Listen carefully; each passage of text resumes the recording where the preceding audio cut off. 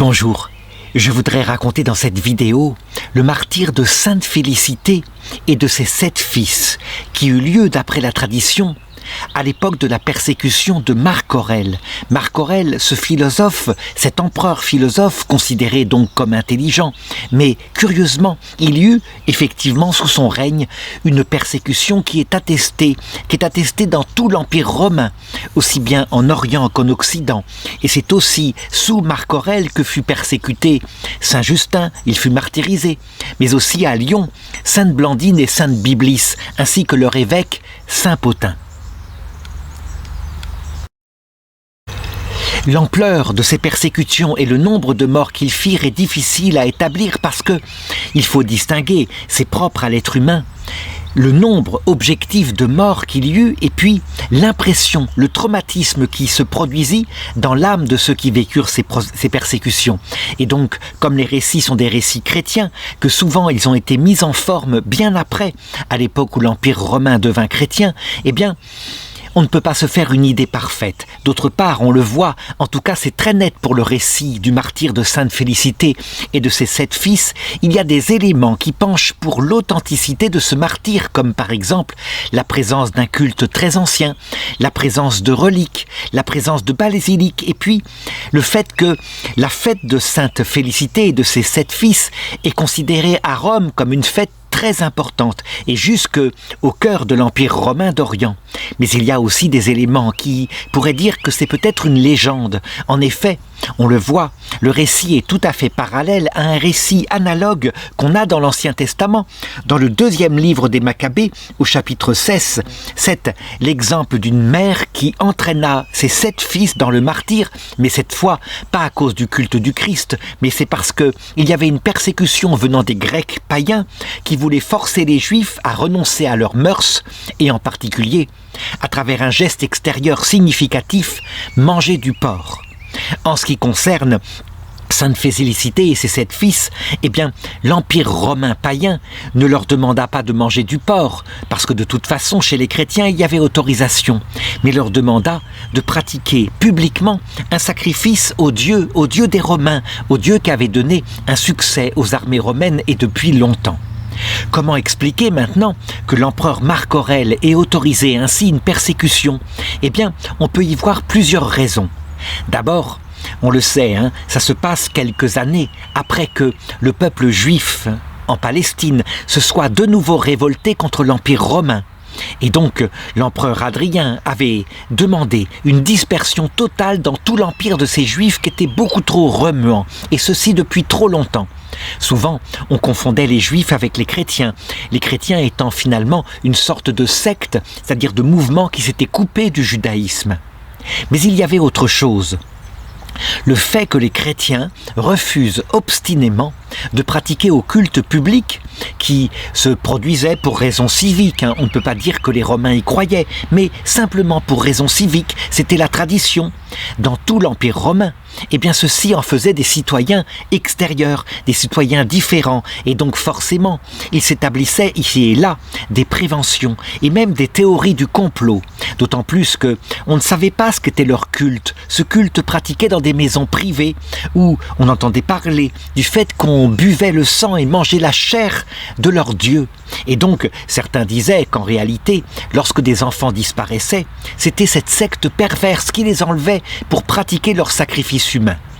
On le sait, la théorie du complot, elle a la tête dure. Toujours est-il que Marc Aurèle, qui peut-être ne se prêtait pas à ce genre de croyance, en tout cas, pour des raisons d'unité civique de l'Empire romain, eh bien, après la relative paix qu'il y avait eu par l'empereur son prédécesseur, à savoir Antonin le Pieux, il décida d'une persécution. Je vais montrer maintenant comment il faut utiliser prudemment un certain sens critique, parce que dans la légende, évidemment, du martyre de Sainte Félicité et de ses 7 fils, il y a des choses qui ne sont pas correctes, qui ne conviennent pas aux mœurs des Romains. Par exemple, parce qu'on sait qu'elle était citoyenne romaine de riche extraction, habitant à Rome, il est évident que, en conséquence, eh bien, ses enfants furent plutôt décapités que par d'autres morts, comme par exemple le fait d'être lynché ou d'être battu à mort pour certains d'entre eux. D'autre part, on le voit bien, il y a certaines parties du récit qui sont différentes et qui confirment qu'effectivement, tous les 8, donc les 7 enfants et la mère, furent décapités, comme c'était la tradition dans l'Empire romain. On crucifiait par exemple, par contre, des non-citoyens romains et des esclaves. Nous étions donc au tout début du règne de l'empereur Marc Aurèle, donc dans les années 150 après Jésus-Christ. Et c'est vrai que là, pour le coup, c'est attesté sans aucune ambiguïté. Il y eut une persécution qui aboutit à la mort de Saint Justin. Les martyrs de Lyon, eux aussi, sont hors de propos, hors de doute. En ce qui concerne cette veuve, Félicité, eh bien, il est dit qu'elle habitait à Rome et qu'elle avait élevé ses enfants dans la foi chrétienne. C'était une famille très anciennement chrétienne et donc qui pratiquait la religion avec une grande ferveur. Il était évident, et c'était considéré par les prêtres des cultes païens de Rome, que jamais elle ne se rendait, ni elle, ni ses fils, ni son mari du temps de son vivant, au culte païen. Par contre, il était de notoriété publique qu'elle était chrétienne, et donc, quand les décrets de persécution furent proclamés, eh bien, certains prêtres, venant des temples païens, les dénoncèrent comme étant une famille chrétienne. Et donc, le préfet de Rome, à cette époque-là, il s'appelait Publius, décida de les interroger. La lettre de dénonciation est rapportée dans les actes de Sainte Félicité et elle est formulée de cette façon-là. Et effectivement, ça peut être tout à fait correct. On en a vu des lettres de ce genre qui furent publiées par exemple pendant la Seconde Guerre mondiale. Nous croyons, Seigneur, devoir t'avertir qu'il y a dans Rome une veuve de cette secte ennemie de nos dieux qui ne cesse de leur faire outrage, de les irriter contre toi et contre l'Empire. Elle est secondée dans cette impiété par ses enfants. Elle a 7 fils qui, chrétiens comme leur mère, font comme elle leurs vœux sacrilèges et qui rendront nos dieux implacables si ta piété ne prend soin de les apaiser en obligeant cette famille impie à leur rendre le culte qui leur est dû. Une question peut se poser ici. Est-ce que Sainte Félicité, est-ce qu'avec ses enfants, qui étaient tout de même pour certains d'entre eux grands, assez grands pour prendre des initiatives, est-ce que, sachant qu'il y avait ainsi des décrets de persécution qui avaient été publiés et qui étaient donc la loi de l'Empire romain, est-ce qu'ils auraient dû fuir comme on le conseilla plus tard, comme par exemple le fit beaucoup plus tard, lors de la grande persécution, celle de Dioclétien, Sainte Macrine avec ses enfants. Elle se cacha dans la forêt, puis attendit que la persécution s'arrête pour ressortir et reprendre possession de sa maison. Eh bien, il faut savoir que dans ces années-là, vers 150, 165, il n'y avait pas eu de directive comme cela. Je dirais que le peuple chrétien était un peu, lorsque la persécution se déchaînait, un peu soumis aux aléas de leurs décisions personnelles.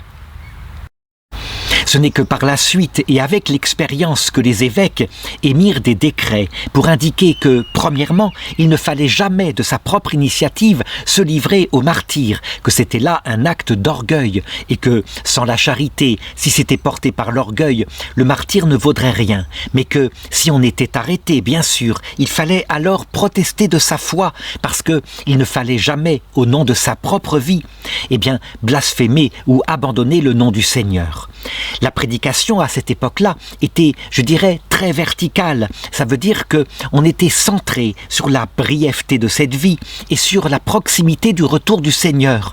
On le savait, hein, le Seigneur reviendrait à la fin du monde, mais non seulement ça, on le savait. Si on venait à périr, la vie éternelle était pour maintenant, et donc de l'autre côté de cette vie, on verrait le Seigneur. Donc le retour du Christ dans sa gloire, chacun des chrétiens le savait, c'était aussi pour l'heure de la mort.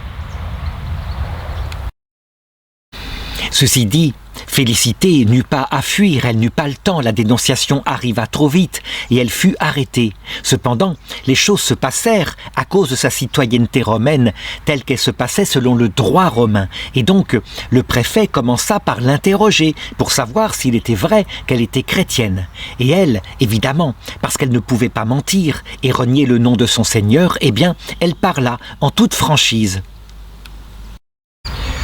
Difficile de reconstituer les paroles exactes qu'elle dit parce que, on le voit lorsqu'on lit la geste de Sainte Félicité, tout a été réécrit, bien sûr, par des prêtres qui voulurent mettre dans la bouche de cette femme les paroles qu'ils auraient aimé eux-mêmes dire. Et ensuite, dans le martyre de ces 7 enfants, tous les motifs qui fait, et ce fut une belle prédication, qui fait qu'on ne doit jamais renier le nom du Seigneur Jésus-Christ.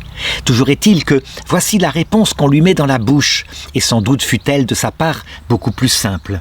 « N'espère pas, Publius, qu'une molle complaisance ou une lâche crainte fasse oublier à Félicité ce qu'elle doit à son Dieu. Tes menaces ne sauraient m'ébranler, ni tes promesses me séduire. Je porte en moi l'Esprit Saint, je sens qu'il me fortifie, et il me permettra jamais que sa servante soit vaincue, puisqu'elle ne combat que pour sa gloire. Ainsi, Publius, c'est vrai, tu as le choix maintenant de me laisser vivre ou de me faire mourir. Mais quelque parti que tu prennes, tu peux t'attendre à la honte d'être vaincu par la force d'une femme. » On voit dans cette réponse très franche de Sainte Félicité, évidemment, une mentalité qui peut-être primait à cette époque-là. La philosophie stoïcienne était effectivement là, mais il y a tout de même, on le sent aussi, un certain relent de pélagianisme, donc un certain volontarisme. Il est vrai qu'il y avait des femmes courageuses, prêtes à affronter les choses, mais il faut le reconnaître, elle était là, arrêtée avec ses 7 enfants. De même, dans la geste qui suit, la réponse de Publius, elle est plutôt une réponse de colère, alors que très probablement, c'était une réponse légaliste. Parce que tu es hors la loi, parce que tu reconnais toi-même que tu es chrétienne, alors maintenant, tu peux apostasier ta foi et vivre en faisant devant nous ici le sacrifice devant les dieux des Romains, ou alors t'obstiner. En tout cas, ce qui fut admis et ce qui fut fait, ce fut de les mettre pendant un certain temps et pendant une nuit en prison afin qu'ils puissent réfléchir. Et donc l'étape suivante, qui consiste en un interrogatoire et aussi en une incitation à sacrifier au Dieu, est tout à fait probable. Elle est la pratique que faisaient évidemment les procurateurs et les juges romains selon le droit. Donc voilà ce que raconte la geste. Publius les convoqua le lendemain, tous, ils étaient là, amenés par les militaires, et il lui dit « Prends pitié de tes enfants, et ne sois pas cause, par une résistance insensée, que des jeunes gens d'une si belle espérance de vie soient enlevés du monde à la fleur de leur âge. » Ce à quoi Sainte Félicité répondit avec beaucoup de force « Garde pour toi cette fausse compassion que tu montres pour nous. Nous n'en voulons pas. Nous avons horreur de cette clémence apparente, qui n'est en effet qu'une cruelle impiété. » Et puis, elle se tourna vers ses fils, et là, elle les encouragea, et elle leur raconta ceci, qui semble véritablement, pour le coup, être le motif, qui explique comment des chrétiens ont pu ainsi tenir, alors qu'il leur était donné la possibilité de sauver leur vie. Elle leur dit « Levez les yeux, mes enfants, regardez le ciel. C'est là que Jésus-Christ vous attend pour vous couronner. Combattez maintenant généreusement pour sa gloire et pour la vôtre, et montrez-vous fidèles serviteurs d'un roi si grand et si digne de tout votre dévouement. » Et c'est clair, et ici il faut le dire, ce qui donne la force aux chrétiens pour affronter le martyre, certes c'est la charité qui est la vertu qui unit au Seigneur et qui est essentielle, sans quoi toutes les autres vertus n'ont pas de valeur. Mais la charité est évidemment portée par l'espérance qui fait savoir avec une certitude absolue que la mort est un mauvais passage, mais qu'elle n'est qu'un passage et que de l'autre côté, voici qu'attend, pour ceux qui sont restés fidèles, l'apparition du Seigneur. Donc l'espérance, quand elle disparaît, on peut dire que la charité perd sa force parce que, en effet, elle n'a plus qu'un seul but, c'est essayer de sauver sa vie ou la vie de ses propres enfants sur la terre. Tandis que quand la certitude est là, que la vie est éternelle, que jamais personne ne pourra tuer l'âme, alors, dans ce cas-là, on peut affronter avec force la possibilité du martyre. Et c'était le cas très souvent des martyrs des premiers siècles. La réaction de Publius fut évidemment celle que aurait eu n'importe quel non-chrétien. Et il se dit que cette femme, manifestement, manipulait ses enfants, que c'était elle qui était le moteur ainsi de leur résistance. Et donc, elle lui donna, le préfet, lui donna un soufflet et puis lui dit « Oses-tu bien en ma présence leur inspirer de pareils sentiments et les porter à mépriser ainsi les ordres de nos empereurs ?» Et là, je voudrais intervenir. Il y a eu un débat, jusque maintenant, de certains qui se demandaient si la loi de l'État, donc la loi de la République pour ce qui est de notre civilisation en Europe occidentale, passe avant, même lorsqu'elle émet des décrets comme celui-ci, avant la loi de Dieu. La réponse était si évidente. Il est évident qu'il vaut mieux obéir à Dieu plutôt qu'aux hommes. Et lorsqu'une loi comme ça s'immisce dans la conscience de personnes qui veulent garder leur foi, il est évident que c'est la loi de Dieu qui passe en premier. Si les lois de nos États modernes, qui sont issues d'anciennes civilisations chrétiennes, respectent en général la liberté de conscience, on le voit bien. La liberté de conscience elle-même, peu à peu, elle est en recul par certaines lois, parce que, évidemment, chaque État veut imposer ce qui est sa pensée commune. Et donc, quand il y a une pensée différente, l'union civile ne se fait pas. Et donc, on voit la réaction des États actuels, de la même façon qu'à cette époque-là, du coup, on peut comprendre la réaction de l'empereur Marc Aurèle. La suite du récit raconte comment Publius essaya de faire céder un par un les enfants en les interrogeant à part, séparés de leur mère, et en espérant bien que l'un ou l'autre, au moins, pour sauver sa vie biologique, sacrifierait aux idoles. Et donc, nous avons le nom de ces 7 enfants. Il les convoqua un par un. Il fit sortir en premier l'aîné, qui s'appelait Janvier. Et il lui fit non seulement des promesses de biens immenses, d'un avenir éventuellement dans l'Empire romain, mais aussi des menaces. Et celui-ci fermement répondit: « Tu ne me donnes pas là un conseil digne d'un sage magistrat. Pour moi, il vaut mieux que je suive le conseil de la sagesse même, à savoir mon Dieu, et qui me dit de mettre toute mon espérance en Dieu seul, en Dieu que je sers. Et lui, il saura me garantir de tous les artifices et il me fera même surmonter tous les maux dont tu me menaces. » On le voit ici, dans le premier motif qu'il y a à résister aux persécutions, c'est qu'effectivement, beaucoup de saints en ont témoigné. Les souffrances qu'on porte soi-même pour soi sont très dures à porter, mais curieusement, quand on les porte pour le Christ, on dirait qu'une force surnaturelle intervient, comme si le Christ souffrait à notre propre place.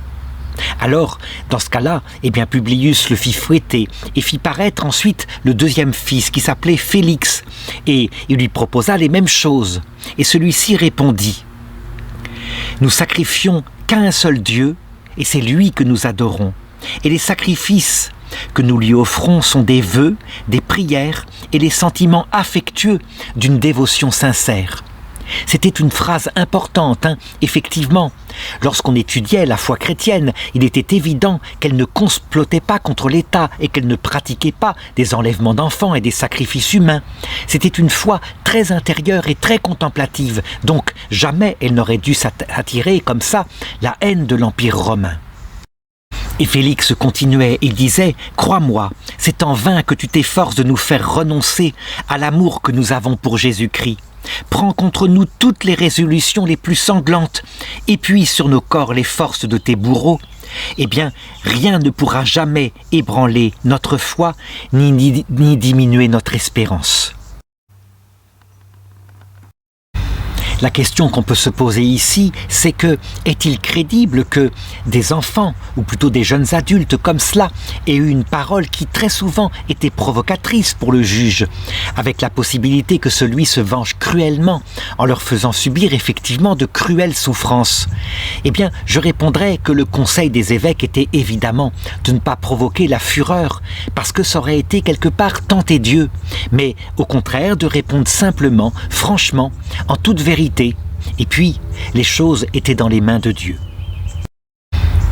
On fit donc amener devant Publius le troisième fils qui s'appelait Philippe, et lui, il répondit par un argument tout à fait valable qui montre la vanité des idoles. Il dit « Ceux à qui on veut que je sacrifie ne sont ni des dieux, ne sont ni tout-puissants, ce sont de vaines représentations, ce sont juste des statues privées de sentiments et qui servent de retraite à des mauvais démons. Donc, si je sacrifiais à ces mauvaises divinités, je mériterais d'être comme elles, précipité dans un éternel malheur. » Et il refusa aussi. Alors, on l'enleva. Manifestement, tous étaient obstinés et on amena le 4e frère qui s'appelait Sylvain. Publius avait l'impression d'avoir compris d'où leur venait ce qu'il qualifiait de fanatisme et il lui dit « Manifestement, vous avez été embobiné par votre mère, c'est elle qui vous manipule depuis votre enfance et qui vous fait croire que votre Dieu vous délivrera de la mort d'une façon ou de l'autre. » Et il menaçait en disant « Votre mère est dénaturée et c'est elle qui empoisonne votre intelligence par ses conseils pernicieux. C'est elle qui vous inspire la révolte contre l'Empire et l'impiété, donc le refus de nos dieux. Mais craignez de tomber avec elle dans le même précipice. » Et donc il lui ordonna à son tour de sacrifier aux dieux romains. Alors, Sylvain lui répondit par un des arguments les plus forts, un des arguments les plus dignes d'être utilisés lorsqu'on craint ainsi la mort. À savoir que, si nous étions assez faibles ou assez imprudents pour nous laisser ébranler par la crainte que tu suscites contre nous, la crainte d'une mort qui ne va durer qu'un instant, qu'un moment, sache que, en échange, nous hériterions une mort qui jamais ne doit finir. Et nous le savons, c'est une promesse de notre Dieu, de la religion que nous professons, à savoir quiconque méprise les idoles pour ne servir que le vrai Dieu vivra éternellement avec lui. Mais le culte abominable des démons qui règnent sur la terre nous précipiterait dans le feu éternel avec tes dieux. Pourquoi dis-je que c'est l'argument le plus fort? Parce que c'est effectivement le plus objectif. Comment pourrait-on mettre en danger son salut éternel dans la joie de la vision béatifique pour sauver sa vie quelques instants? Et déjà dans l'Ancien Testament, on voit par exemple un sage, à l'époque où furent sacrifiés cette mère et ses 7 enfants, qui disait « J'ai dépassé 90 ans et pour quelques misérables arpents de vie, j'irai sacrifier à tes idoles et manger du porc, même en faisant mine pour sauver ma vie. » Et donner ainsi un mauvais exemple aux jeunes, pas question. Et donc il périt sous la férule des Grecs à cette époque-là. Là, nous étions sous la férule des Romains. Alors donc, se présente ensuite le fils suivant qui s'appelle Alexandre. Et voilà ce que Publius lui dit. « Jeune homme, ta destinée est entre tes mains. Prends pitié de toi-même, sauve ta vie et qui ne fait encore que commencer, et dont je ne puis m'empêcher de regretter la perte. » Et il lui disait d'obéir aux ordres de l'empereur, de se soumettre à la loi de l'Empire, puisque c'était une loi maintenant qui était en actualité. Il fallait qu'il sacrifie aux dieux, on ne lui demandait rien d'autre que cela. Il pouvait garder éventuellement à l'intérieur de son cœur sa conscience, mais extérieurement il devait sacrifier.